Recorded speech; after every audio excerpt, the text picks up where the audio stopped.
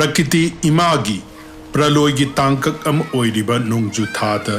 makhal kayagi tin kanga loinana ichau kaya su thoktuna Prithibi gi leimaida ahongba kaya thokhalli asumna Prithibi namagi khongchatta oirakpa tamthiba saklon sidagi kannaba Siva Mahadevana ingen gi Poornima numitta Brahmanda sigi manthanda thorakhiba hu khudingbu thakpiduna jagat pumbabu kanbiki amritabu phangnaba miyoibagi nungdasu leptana chathariba manthanda palepham khangdana haiduna leiriba Jhulan gi masak oiba pukningda Radha Krishna anibu lengsin hanbabu Jhulan Yatra kawi ingen amadi Thawan tha mahushana omchaknana saba matamni Rasika Bhakta Singna Seba oina matam sida Ningthi jana laiteng laba Jhulan chemduna Sri Radha Govinda anibu lengkhat halaga nungsi na haiduna liriba nungsitki nungaiba ayingbabu phanghalli Jayadeva Kabi Sri Chaitanya Mahaprabhu amadi Hari Bhakti Vilas na singba Lairik singda sutharam laba Shravan thagi Jhulan Yatra asi Nandagaugda inga Poornima dagi Thawan Poornima faoba pangthoi Brindabonda Thawan humni panbadagi Poornima faoba numit taraga humdoini pangthoi aduga atopa mafam ayambadana Thawan taramathoini panbadagi Poornima faoba pangthoi achauba sangsar amadi miyoibagi punsi simak Jhulan gi masakni Jhulana mangda amadi tungda chatli hairiba simak aikhoi gi punsida chaukhatpa nungaiba natraga mangda changchinba amadi awaba tunghannaba punsigi tangkak sing adumakni Bhagavan Sri Krishna na Gita da Arjun gi mafamda takli matras parasastu kaunteya sitosna su khadu khadaha amamba anganba ahing nungthil amadi awaba nungaiba haibasi khongbuni mangda chatlabadi tungda soidana halakani nungairabadi awaba soidana lakpagum warabasu soidana nungaiba lakani awaba amadi nungaibabu hena pamliba makai punsi Jhulana haibagi changsu henkalakani punsida apamba heliba matik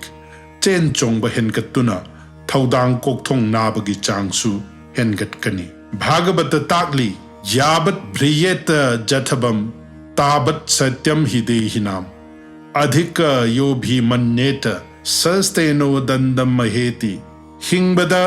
dharma artha kama moksha haibasi changi adu oirabasu darkar laiba changdagi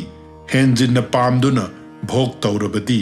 huranbagi dandi phangani hena bhok tauningliba makai punsi Jhulagi yangbagi chang henkalakani yangliba matik khudum chanba waduna madudagi taduna punsi mangnabagi machak oihalli awa nungai haibasi Jhulagi mataugum mayaida phaduna thambana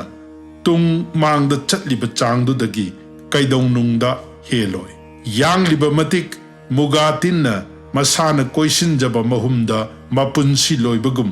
Jhuladagi kumthaba ngamdana adum sigani Jhulagi khongjal taptha handuna madudagi kumthajaba natraga mathakta phariba awa nungaibu pibiriba mahakna lauthabiraba matamda miyoibana asengba nungaiba phangba ngammi maram asina Shravan thagi Jhulan Yatrada mahusha lairembigi tamthiba saklonga chanaba seba mapan thongda bhakta singna Sri Radha Govindagi mafamda kachabaga loinana nungi pukning Jhulada leiba apamba khudingsu ibungo ibemagi mafamda kathokse Sri Dham Brindabonda nongju thagi ningthiraba asangba napina leiteng lakpa bongi leirang singna satkairakpa amadi atiyada amuba nongna kuptuna sarba nungsagi maisa kokhanba ayingba liri sitpa nungsitna thaugalakpa matamda ibungo ibemagi nungsiraba Jhulan lila sanaki Sakhi singna ningthin semlaba Jhulada Sri Radha Krishna anina nganthoi sanaba matamda Launam haiba Sri Krishna na makhong na leibakta kanna kauduna Jhulabu mathakta wang na yang na paihanki Kiraba Srimati na ibungoda che na konjaki Ani gililabu ubada Sakhi khudingna harau mathoi kajaduna Amun bahai ayingba ishing Gulab jal amadi tambul sebabu taujaki Sri Rup Goswami na Radha Kunda da leidingai matamda nongma Sri Radha Krishna anigi dibya oiraba Jhulan lilabu darshan taujaki Lalita Madhav amadi Vidagta Madhav pulenglamba Sri Goswami Matam aduda Srimati Radhikagi ningthijabubu saithaduna kanna iriba matam oirami Sahitya gi ningthiraba sand singaloinana Sri Goswami na ibe magi samgi benibu amuba kharauga changdamnana irami Rupa Goswami gi mayamba Sanatanna ahanbada madu yaningkhide matam khara leiraga Sri Sanatan Goswami na Divya darshan oina Srimati Radhika na Jhulada haibada Tungda ibe magi beni na wang na karaugum khanbadumuk urubada Manau nupa Sri Rup ki mapung paraba kabitwa adubu thagat ki Sri Radhe